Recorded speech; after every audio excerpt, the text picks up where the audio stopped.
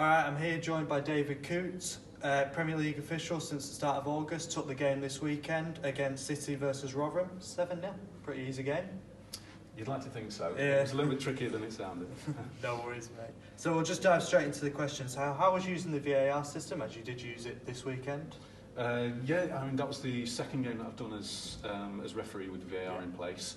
And this weekend it wasn't required for any overturns of any sort, but there were various checks that were made on the 7 goals and 3 or 4 penalty appeals that were sort of harsh. So there's still checks going through even when the decision's not like there's nothing dubious about it. There's still like a process going on. There is, everything is checked and either watched live by the VAR and checked immediately and put on check complete effectively, so moved on.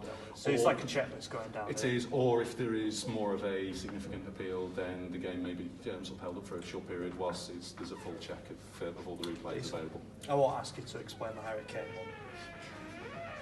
So what was it like having, because obviously your assistant, I'm sorry I haven't got his name, but he did pull up injured and obviously then you had to bring in a 4th official.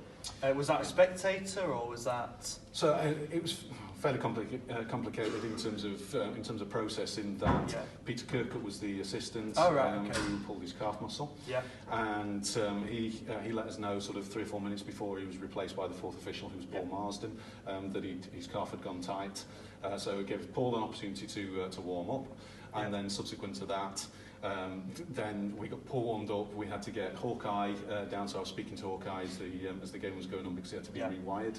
There's a with the comms flick kit. Switch, so there's a flick switch that the 4th official uses. And so Peter took up 4th official duties for the remainder of the first half. However, I'd got a guest who'd come over, who'd flown over on the morning from Belfast, who's a Northern Irish Premiership referee. So it was helpful then. So absolutely, and he's used to using the comms kits, used to being a 4th official, and we got the club to go and fetch him from the stands, and then take his position for the second half after kitting him out at half time, and me giving him a quick set of instructions. Fair enough. So moral of that story: always bring a referee with you. Well, I guess so. That was very useful.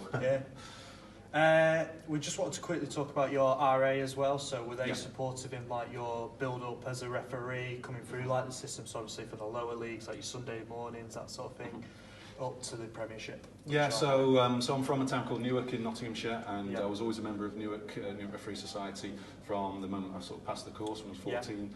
And I've been a member of an RA ever since. I've moved up, as you might be aware, to this neck of the woods. I still remained a member of my local society at that point, and still am now whilst I'm back at Newark. But I've been a member of the society all the way through, and they've been incredibly supportive to me, and still are. So you're just the idol around there now, Premiership. I don't know you're about the big boy. I don't know about that, but it's if somebody else from either my society or another society that I visit is able to have half the experiences that I've been lucky enough to sort of experience in not a lot of time, then hopefully then it'll be an amazing experience. So.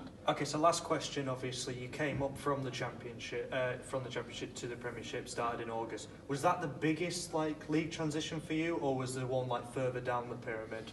No, I think that's the biggest transition because it was very noticeable when you go into the Premier League is there's so much more exposure of all of the games. The broadcast, even on a normal 3 o'clock game, is worldwide, and if something happens on a Premier League game, then generally speaking, a lot of people know about it. So the profile is significantly more than even your sort of top of the table Championship games to a large extent. So that's been the biggest jump for me. Okay, no worries.